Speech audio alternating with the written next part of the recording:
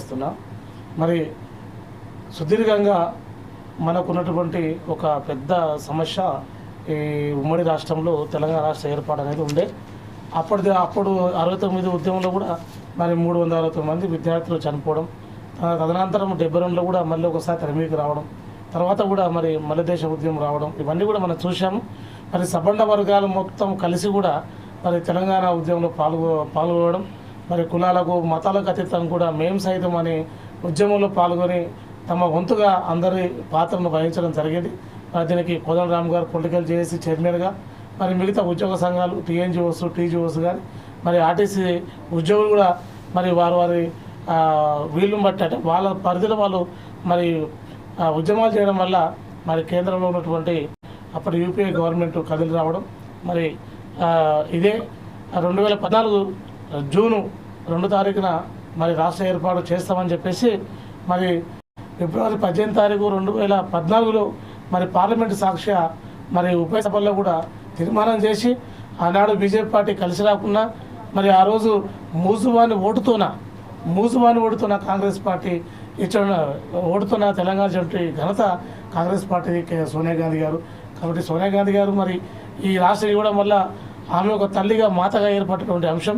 రెండవ చిన్నమ్మగా మరి మనకు ఆ రోజున రెండో చిన్నమ్మ బీజేపీ నుంచి సుష్మా స్వరాజ్ గారు కూడా నన్ను కూడా రెండో చిన్నమ్మగా నన్ను గుర్తించాలనేటువంటి ఒక భావజాలంతో కూడా ఆమె ఆ రోజు ఒక సందేశం ఇచ్చిన పరిస్థితి. మరి మీరా కుమార్ గారు స్పీకర్ గారు, అదేవిధంగా మరి బహుజన సమాజ్ పార్టీ మరి మాయావతి గారు, మరి నలుగురు అమ్మలు మరి 4 దిక్కులుగా ఉన్నటువంటి ఈ తెలంగాణ రాష్ట్రాన్ని మరి ఆ రోజు పార్లమెంటు సాక్షిగా మరి ఇవ్వడం జరిగింది. మరి తదనంతరం మరి కాంగ్రెస్ పార్టీ వస్తాయనుకున్నాం, కానీ కొంతవరకు మరి టీఆర్ఎస్ పార్టీ వల్ల మరి అభివృద్ధి అవుతుంది అన్నటువంటి ఆలోచనతో ఆనాడు టీఆర్ఎస్ పార్టీ ఓటేశారు. కానీ టీఆర్ఎస్ పార్టీ ఉద్యమ నేపథ్యం నుంచి మరి రాజకీయ పార్టీగా మారి ఉద్యమకాలను పక్కకు పెట్టి, అదేవిధంగా ఇతర పార్టీలో ఉన్నటువంటి నాయకులను లాక్కోవడం, మరి దాని మీద దృష్టి పెట్టడం, రాజకీయ కోణంలో దృష్టి పెట్టడం వల్ల సామాజిక న్యాయం జరగలేదు. ఆ సామాజిక న్యాయం జరగలేనటువంటి ఆలోచనతోనే మొన్న మరి ఎమ్మెల్సీ కవిత గారు కూడా వాళ్ళ అభిప్రాయాన్ని చెప్పడం జరిగింది. కాబట్టి ఇలాగ అనేకాలుగా మరి నీరు నియామకాల విషయంలో కూడా చాలా వ్యత్యాసం జరిగింది. ఉత్తర తెలంగాణకు 1,00,000 కోట్లతోన కాళేశ్వరం కడితే మరి దక్షిణ తెలంగాణకు ఉన్నటువంటి ప్రాణహిత జీవులను మర్చారు. ఇప్పటికీ కూడా జూరాల కానీ ఇప్పటికి కూడా మరి మనకు పాలమూరు ఎత్తిపోతల పథకం కూడా పిఎల్ఐ వాటిని కూడా ఇంకా నిర్మాణం కాలేదు. వాటి మీద ఎన్నో రకాలుగా ఉన్నటువంటి పరిస్థితి, మరి దక్షిణ తెలంగాణను గాలి కోసిన పరిస్థితి. కాబట్టి వీటన్నీ చూస్తే మరి ఈ రోజున తెలంగాణ ఇంకా అభివృద్ధి కావాల్సిన అంశం ఉంది.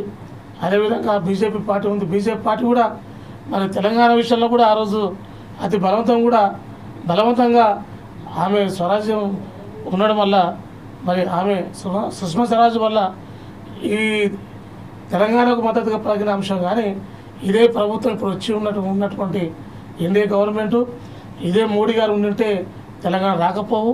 ఆయన మాటల్లోనే ఒక ప్రధానమంత్రిగా ఉండి ఆంధ్రప్రదేశ్కు వెళ్ళినప్పుడు తల్లిని చంపి బిడ్డను పుట్టించిండ్రు అని, తలుపులు మూసి తెలంగాణ ఇచ్చిండ్రు అని ఒక ప్రధానమంత్రి స్థాయిలో వారు 2 సార్లు మాట్లాడడం జరిగింది. చాలా బాధాకరం, దుర్మార్గం, ఉద్యమకారుల మనోభావాలను దెబ్బతీయడం, ఉద్యమ నేపథ్యం ఉన్నటువంటి ఎంతోమందిని కూడా బాధపెట్టినటువంటి అంశం.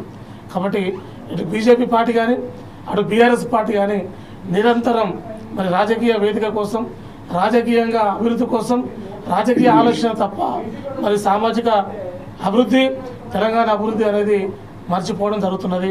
కాబట్టి మరి ఈరోజు గత ప్రభుత్వం 9.5 సంవత్సరాలు బీఆర్ఎస్ పార్టీ ఉండి మరి వనరులు ఎన్నో వృధా ఖర్చు చేసి ఈరోజు ఖజానా ఖాళీ అవ్వడం వల్ల మరి ఎంతోమందికి ఇబ్బంది అవుతున్న పరిస్థితి.